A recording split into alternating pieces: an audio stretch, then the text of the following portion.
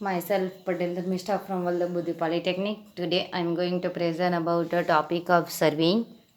જેમાં આપણે ફર્સ્ટ જોયું છે, આપણે સ્ટાર્ટ કર્યા ત્યાંથી કે 22 જૂનથી આપણું ટર્મ સ્ટાર્ટ થયેલું અને તે દિવસથી આપણે લેક્ચર અપલોડ કરેલા છે, જેનું ઇન્ટ્રોડક્શન મેં તમને આપી જાઉં છું કે આપણે કેટલો સિલેબસ ચલાવ્યો છે.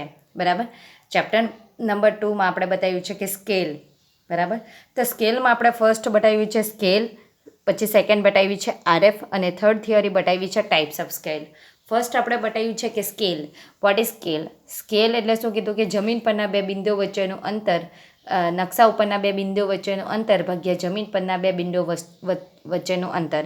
બરાબર. The distance between 2 point on the map. એટલે ઉપર કોનું ડિસ્ટન્સ લેવાનું છે? મેપનું ડિસ્ટન્સ. અને નીચે શાનું ડિસ્ટન્સ લેવાનું છે? નીચે તમારે જમીનનું એટલે કે ગ્રાઉન્ડનું ડિસ્ટન્સ લેવાનું છે. બરાબર. એટલે કે ઇંગ્લિશમાં કહે તો સ્કેલ એટલે કે ડિફરન્સ બિટવીન 2 પોઈન્ટ. ફર્સ્ટ આપણે it is the ratio of distance between 2 point on the map to distance between 2 point on the ground.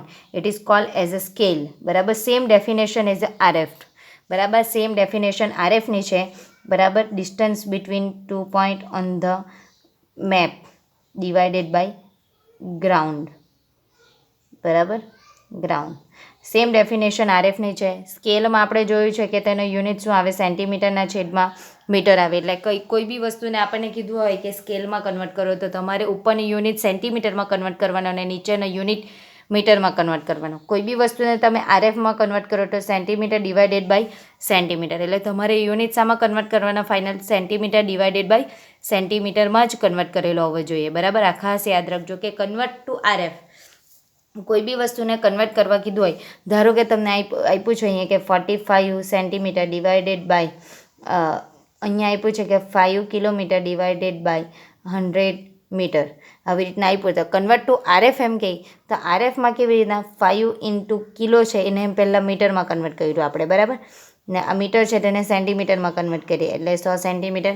બરાબર. ઉપરનું હવે નીચેનું સેન્ટીમીટર આવી ગયું પણ ઉપરનું મીટર છે તો તેને શામાં કન્વર્ટ કરવાનું? સેન્ટીમીટરમાં. એટલે પાછું 1000 ઇન્ટુ સેન્ટીમીટર કરે એટલે 100 ડિવાઇડેડ બાય જે ડિસ્ટન્સ છે તે સેન્ટીમીટરના ડિવાઇડેડ બાય સેન્ટીમીટર થવું જોઈએ. જે આપણે ફર્સ્ટ બતાવ્યું છે સ્કેલ અને આરએફ. થર્ડ આપણે બતાવ્યું છે કે types of scale. There are 3 types of scale: plane scale, diagonal scale and code scale. First આપણે જોઈએ છે કે પ્લેન સ્કેલ. પ્લેન સ્કેલ એટલે કે આપણે શું જોયું છે તેના રિલેટેડ એક્ઝામ્પલ બી જોયા છે, ડાયાગોનલ સ્કેલના રિલેટેડ એક્ઝામ્પલ જોયા છે અને કોડ સ્કેલ જોયો છે. કોડ સ્કેલનું કોઈ એક્સપ્લેનેશન છે નથી. એટલે પ્લેન સ્કેલ અને ડાયાગોનલ સ્કેલ. જેમાં પ્લેન સ્કેલમાં કહેવામાં આવ્યું કે કોઈ બી મેઝરમેન્ટ 2 ડિજિટ સુધીમાં માપવામાં આવે. જેમ કે 47 છે તો 47 છે તો તે પ્લેન સ્કેલ કહેવાય. અને ડાયાગોનલ સ્કેલ એટલે કોઈ પણ ડિજિટ 3 ડિજિટમાં માપવામાં આવે. કોઈ બી મેઝરમેન્ટ 3 ડિજિટમાં માપવામાં આવે જેને શું કહેવામાં આવે છે? ડાયાગોનલ સ્કેલ કહેવામાં આવે છે. બરાબર. જે આપણે કયા ચેપ્ટરમાં જોયું છે? ચેપ્ટર નંબર 2માં આટલી થિયરી જોઈ છે. બરાબર. આપણે ફર્સ્ટ સર્વેઇંગમાં ચેપ્ટર નંબર 2 સ્ટાર્ટ કરેલું હતું. પછી આપણે જોયું છે કે ચેપ્ટર નંબર 1. તો ચેપ્ટર નંબર 1માં આપણે કઈ વસ્તુ જોઈ છે? તો ચેપ્ટર નંબર 1માં આપણે ફર્સ્ટ જોયું છે કે સર્વેઇંગ કોને કહેવાય છે, લેવલિંગ કોને કહેવામાં આવે છે. સર્વેઇંગ એટલે શું કીધું છે કે પૃથ્વીની સપાટી પર ઉપર કે નીચે આવેલા ડિસ્ટન્સને શું કહેવામાં આવે છે? સર્વેઇંગ કહેવામાં આવે છે. બરાબર. એટલે શું કીધું કે પૃથ્વીની સપાટી પર એટલે કોઈ પણ સરફેસ હોય જેની ઉપર કે નીચે આવેલા ડિસ્ટન્સને શું કહેવામાં આવે છે? સર્વેઇંગ કહેવામાં આવે છે. અને લેવલિંગ એટલે શું કહેવામાં આવે છે? કે કોઈ બી એક ડેટમ પોઈન્ટથી જે હાઇટ લેવામાં આવે છે જેને શું કહેવામાં આવે છે? લેવલિંગ કહેવામાં આવે છે. એટલે સર્વેઇંગ એટલે હોરિઝોન્ટલ પ્લેન માટે આપણે સર્વેઇંગ કરીશું અને વર્ટિકલ પ્લેન માટે આપણે શું કરીશું? લેવલિંગ કરીશું. બરાબર. ત્યાર પછી આપણે જોયું છે કે purpose and uses of surveying. સર્વેઇંગના પર્પઝ કયા છે અને યુઝ શાના માટે છે? આપણે પર્પઝ અને યુઝ જોયું કે એરિયા અને વોલ્યુમ શોધવા માટે, ક્ષેત્રફળ અને ઘનફળ શોધવા માટે. પછી આપણે જોઈએ કે રોડ રેલવેનો અલાઇનમેન્ટ ડિસાઇડ કરવા માટે. બરાબર. કોઈ બી પાઇપલાઇન કાઢવાની તો તેનો અલાઇનમેન્ટ ડિસાઇડ કરવા માટે.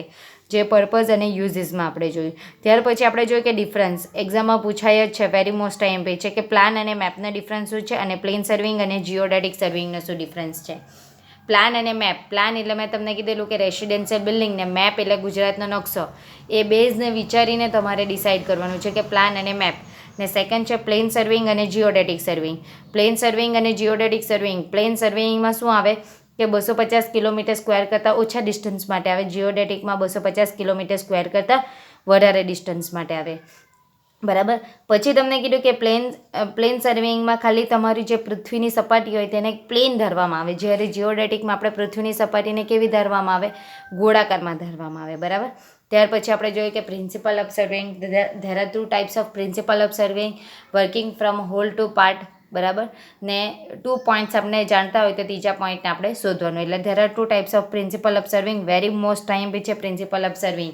એક્ઝામમાં 2 માર્ક્સમાં પણ પૂછાઈ શકે કે પ્રિન્સિપલ ઓફ સર્વિંગ લખો, તો 2 તમારે લખવાના. અને એક્ઝામમાં એવું પૂછાય કે explain the principal of serving, તો તમને મેં લેક્ચરમાં એક્સપ્લેન કરેલું છે, તે તમારે કરવાનું. ધેન આપણે થિયરી જોઈ છે ક્લાસિફિકેશન ઓફ સર્વિંગ. બરાબર. ત્યાર પછીની થિયરી કઈ જોઈ છે, ક્લાસિફિકેશન ઓફ સર્વિંગ, જે ચેપ્ટર નંબર 1માં આટલી થિયરી આવે છે.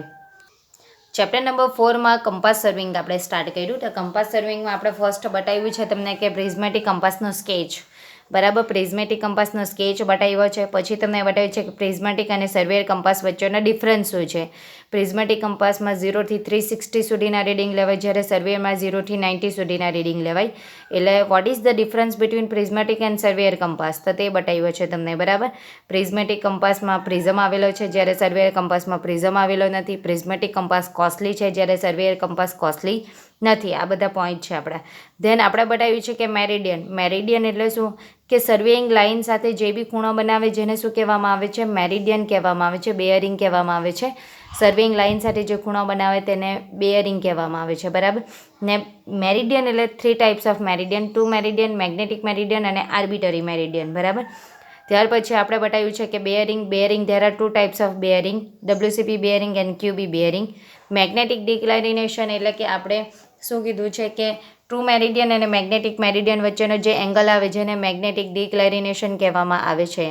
ત્યાર પછી ઇન્ટિરિયરના એક્ઝામ્પલ છે. આ જેટલી બી થિયરી છે તે વેરી મોસ્ટ IMP છે. તેના રિલેટેડ એક્ઝામ્પલ છે. બેયરિંગ છે તો તેના રિલેટેડ એક્ઝામ્પલ છે WCB ટુ QB અને QB ટુ WCB. ત્યાર પછી બતાવ્યું છે તમને કે લોકલ અટ્રેક્શન. બરાબર. લોકલ અટ્રેક્શનની થિયરી બતાવી છે એક લેક્ચરમાં ડીપ ઓફ મેગ્નેટિક ડિક્લાઇનેશનની બતાવી છે. અને ત્યાર પછીની થિયરી એટલે કે ક્લોઝિંગ એરર. એટલે આપણું અત્યાર સુધીનું ઓનલાઈન લેક્ચરમાં 3 ચેપ્ટર આપણા કમ્પ્લીટ થાય છે. Thank you.